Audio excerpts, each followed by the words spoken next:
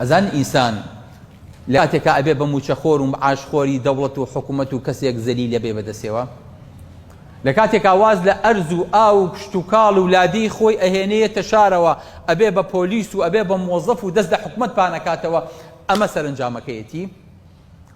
چونکە تا قیامەت ئەرز بەرەکەتی تایە، تا قیامەت ئەرشتی شاراوەی تایە کە ئەکرێ هەموو بەشەریەت لێی سوودمەند بن. بەڵام بەداخەوە هەتا ئیستاکێنش لە سەدا 5 زەوی ئاوەدا نەکراوەتەوە، ئیستیفادە لە بەرەکەت و لە بەپیتی زەوی نەکراوە بۆ ئینسانەکانی سەرزەوی. بۆیە ڕۆژگارێ بووە مەلايين پێش ئێمە ژیاون بەڵام نەترساون چکە بۆ بەرەکەتی ئەرزیان دەرهێناوە.